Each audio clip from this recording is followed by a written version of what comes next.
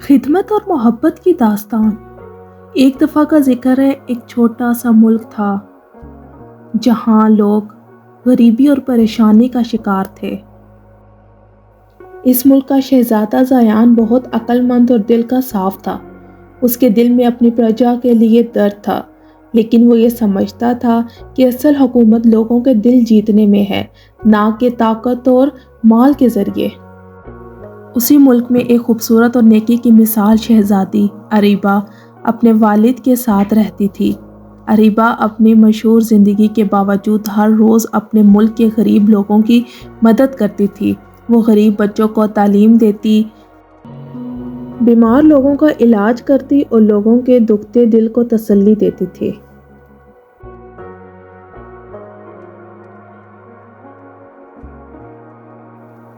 ایک دن زیان نے فیصلہ کیا کہ وہ اپنی پرجا کی اصل حالت سمجھنے کے لیے ایک عام انسان کا روپ دھار کر ملک میں گھومے گا۔ اس نے ایک سادہ کپڑا پہنا اور اپنے محل سے چھپ کر نکل گیا۔ گھومتے گھومتے وہ ایک چھوٹی سی بستی میں پہنچا جہاں لوگ بہت غریب تھے۔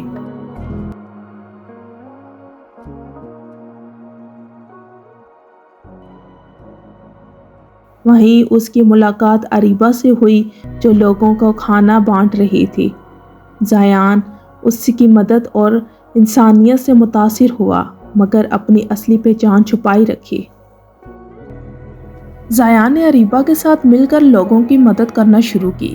ان دونوں نے بیمار لوگوں کے لیے دوائیں پہنچائی، پانی کے لیے نئے کنویں بنوائے اور بچوں کے لیے ایک مدرسہ شروع کیا۔ اریبہ کو بالکل پتہ نہیں تھا کہ زیان ایک شہزادہ ہے، مگر وہ اس کے جذبات اور محنت کو دیکھ کر اس کی عزت کرنے لگی۔ کچھ مہینے گزر گئے اور ملک میں ایک بڑی پریشانی آئی۔ ملک کا سب سے بڑا دریا سوکھ گیا اور لوگ پانی کے لیے ترسنے لگے۔ زیان اور اریبہ نے مل کر ایک پلان بنایا۔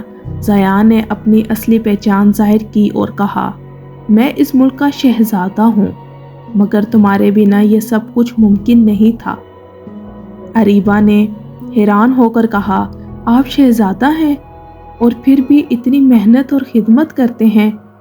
زیان مسکرا کر بولا، خدمت ہی اصل حکومت ہے، اور تم نے مجھے یہ سکھایا ہے، تمہارا دل اصل دولت ہے۔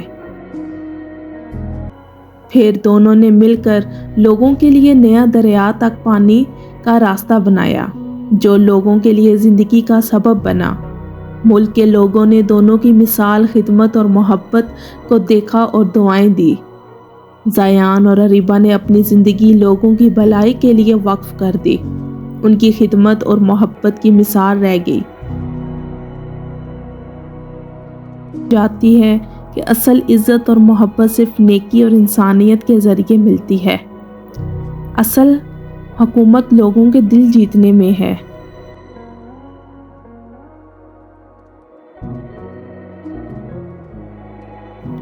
اور محبت کا اصل راستہ انسانیت اور نیکی سے گزر کر نکلتا ہے۔ مجھے امید ہے کہ آپ کو آج کی یہ کہانی بہت اچھی لگی ہوگی۔ ایسے ہی مزید سبق آموز کہانیاں سننے کے لیے ہمارے چینل کو سبسکرائب کریں۔